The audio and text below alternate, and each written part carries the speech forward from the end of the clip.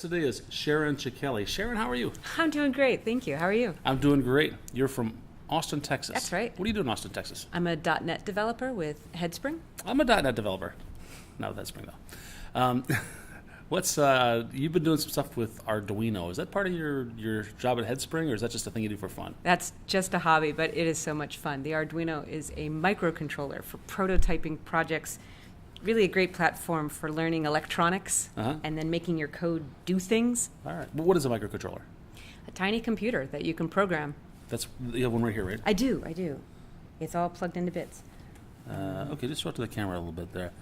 All right. And what's so you can program this to do stuff. Let's start with the stuff that it can do. I mean, what are some examples of things that you would do with a microcontroller? I think of the Arduino broken down into things that talk to inputs and outputs. Mm-hmm. And once you start to think of projects that way, it opens up to all kinds of ideas. So inputs like a button. Okay. Or the user presses a button. Yeah, you press a button. Or a pressure sensor. Or even they can talk over Wi-Fi. Uh-huh. Some people have gotten input from RSS feeds or even your CI server. Mm-hmm. And then outputs, light up a light, move a motor, and then motors control all kinds of things. So I know of a project that detects how his garden is doing, and if the soil gets too dry, he turns on a pump to water the garden. Okay.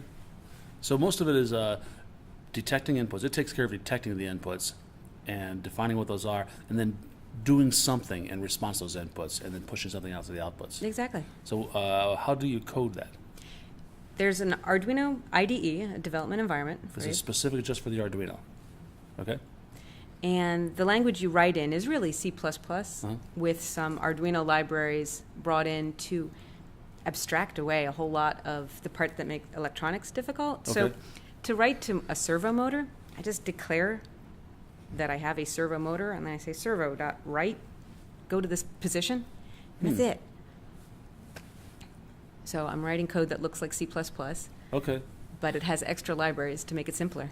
I'm curious, are you a C++ developer by trade? Not a bit. You're no. a .NET developer. So that earlier. Why wouldn't you use a .NET library in one of those things? Is there an advantage for choosing this?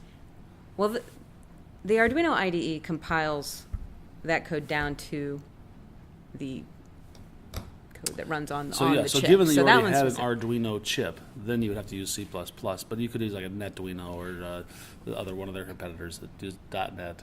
Did you specifically choose C++ for a reason?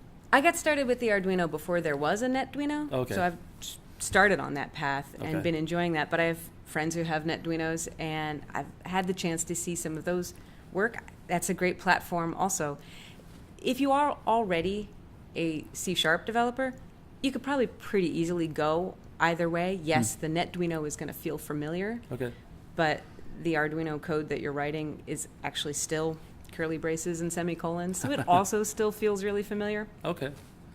Show me this demo that you got here. Oh, this is my robot. All right. And this was you gave a presentation here at Code Mash, and this was the big payoff, wasn't it? This is the big payoff. I teased them with the robot at the beginning and then deploy it at the end. All right. What does this thing do? What does my robot do? My robot frets. Fidgets and frets. He's a nervous robot. For Halloween, I dressed as Agatha Clay from the comic book Girl Genius, and she has a small pet robot. They call them a clank. This is a robot, a clank. And he sat on my shoulder. He's got snaps on his feet, and he would sit on my shoulder as part of the costume and randomly choose a fidgeting behavior. And then I had a whole bunch of electronics shoved in my purse, because what girl doesn't? And when I push a button, he squawks and emotes a lot. He just gets agitated a lot. So it was part of my costume. Very cool. A fretting robot. I figure you want to offload that duty, right? Like, I fret enough. I got a robot for that. Just press the fret button and fret a little bit. Okay. All right. Very cool. So I'm thinking after seeing that many of our viewers are going to want to make their own fretting robots. Or anything. I would hope so. How do people get started doing this stuff?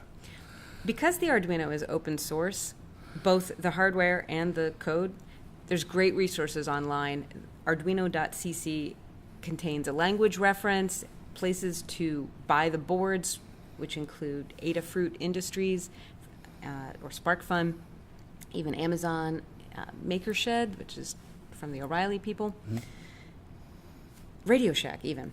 Okay. But the top post on my blog right now at girlwritescode.com is all the resources from the presentation I just gave at CodeMash, including links to where to download the development environment, where you can buy the board, links to my code.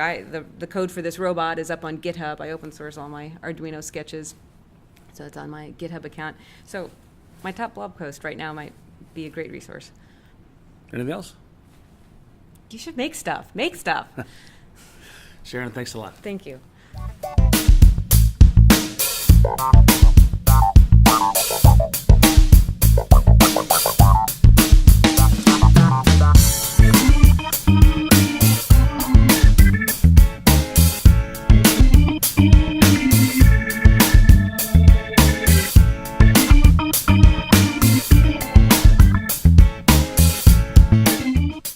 I've used technology to make myself a friend, but even better than that, with the Arduino, I'm making friends with technology all the time.